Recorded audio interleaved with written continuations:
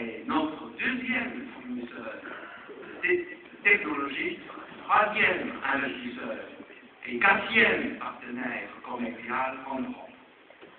Sur le plan culturel, les années croisées organisées dans un esprit très créatif ont connu les plus grands succès et suscité de réelles passions de deux peuples pour la culture de l'autre.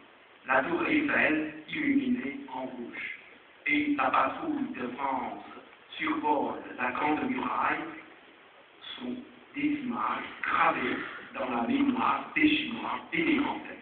En outre, j'ai ressenti aujourd'hui en France un véritable engouement pour la langue chinoise.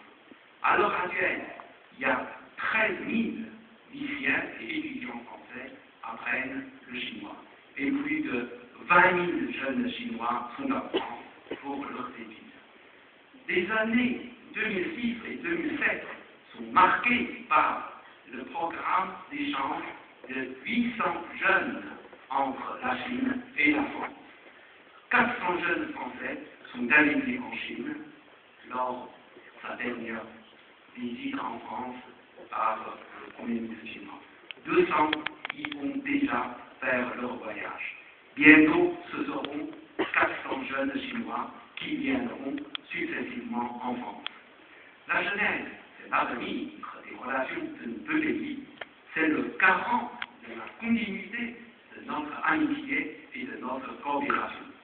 J'encourage donc les jeunes Chinois à venir découvrir Poitiers, sa région et son département. Je souhaiterais en même temps que des jeunes de Poitiers aillent nombreux en Chine pour découvrir ce pays d'Orient à la fois ancien et jeune. Mesdames et messieurs, je ne vous cache pas que dans nos excellentes relations, il y a encore des maillons faibles, comme notre relation commerciale. La Chine et la France sont deux grandes puissances commerciales. Pourtant, le volume des échanges bilatéraux ne représente que 1,5% du commerce extérieur de chacune et moins d'un tiers du commerce sino-allemand. Cela n'est pas normal.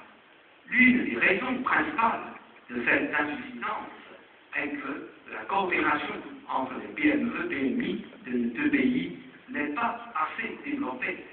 Conscients du nœud du problème, les deux gouvernements ont pris les mesures nécessaires.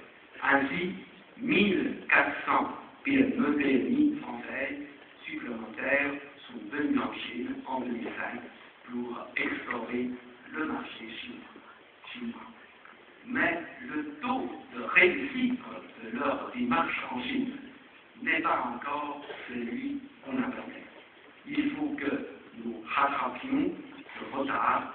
Il faut que le monde de l'économie et des affaires de nos deux pays redoublent leurs efforts pour élargir les échanges, approfondir la connaissance mutuelle et surmonter les difficultés de toutes sortes dues à la distance géographique, aux différentes d'histoire et de culture de chaque et là. Mesdames et messieurs, chers amis, je voudrais aussi saisir cette occasion pour remercier les responsables, les élus, les amis de la région de Poitou-Charentes, du département de la Vienne et de la ville de Poitiers pour le soutien qu'ils n'ont cessé d'apporter durant toutes ces années à la coopération de nos Français. J'ai mentionné au début de mon discours le Premier ministre Appareil. Je voudrais encore le remercier pour tout ce qu'il a fait en faveur des relations de coopération entre nos deux pays. Pendant ces 3 années à Matignon, il a effectué 2 visites en Chine. La première s'est effectuée alors que la Chine était en pleine crise du SRAS en 2003.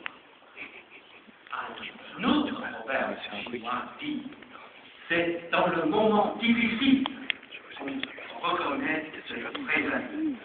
Le peuple chinois n'oubliera jamais cette vie.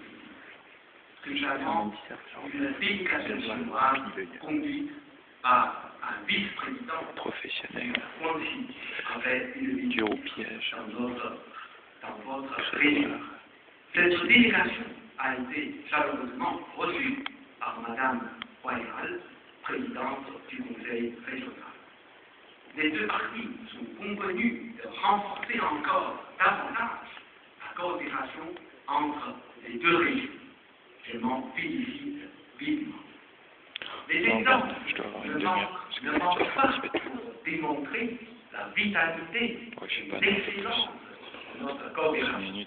Par exemple, les délégations chinoises viennent souvent visiter l'usine d'Alstom à La Rochelle, l'une des plus grandes entreprises chinoises de la haute technologie de télécommunications ZTE a installé pour Futuroscope avec l'encouragement et le soutien du Conseil général de la Vienne et du Premier ministre Raffarin. Un centre de formation tourné vers l'Europe et l'Afrique. Le premier institut Confucius en France est installé à Poitiers. Ça ne veut plus rien dire. Je suis sûr que grâce aux efforts des deux parties, notre coopération portera des fruits toujours plus importants. Cet après-midi, j'ai eu vraiment ça se voit que c'est de l'impro là. Une grande joie de visiter cet institut Confucius installé comme le premier institut Confucius en France. Parce qu'à Paris, on est en train de préparer le deuxième, le troisième. La Chine a un plan de faire 100 instituts Confucius dans le monde entier pour encourager l'enseignement en chinois. Il y a 5 jours, alors j'ai lu une dépêche en disant que le premier institut Confucius installé en Afrique, c'est à Nairobi, en Kenya, qui a félicité les premiers diplômes de cet institut. Alors, c'est 18 diplômes des Kenyans qui ont reçu leur diplôme de cet institut Confucius. Donc, je forme un vœu pour l'Institut Confucius de l'Université de Poitiers pourrait également bientôt avoir les premiers diplômes. Je vais remercier également avec un soutien oral du Premier ministre Raffarin pour l'installation, l'amélioration de l'installation de cet institut. Il est parti dans un live, ça y est, le solo est terminé. Je voudrais dire quelques mots à nos élèves. Parti en solo là, il a fait un solo de folie. Et aux éditions chinois ici présents. En vous voyant si nombreux dans cette salle, j'ai la forte conviction et beaucoup c'est dans le texte qu'il est fait, t'imagines s'il y avait eu un peu de homophobie.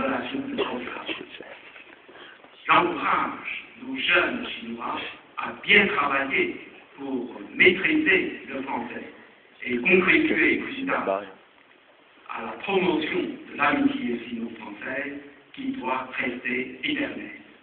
J'espère en même temps que nos amis de la région Poitou-Charentes et du département de la Vienne sont encore plus nombreux à se lancer dans la coopération avec la Chine et à pérenniser ainsi notre grande amitié sino-française.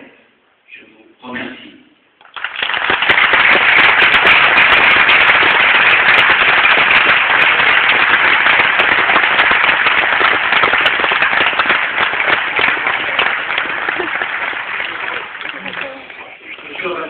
Le le buffet, le buffet, le buffet.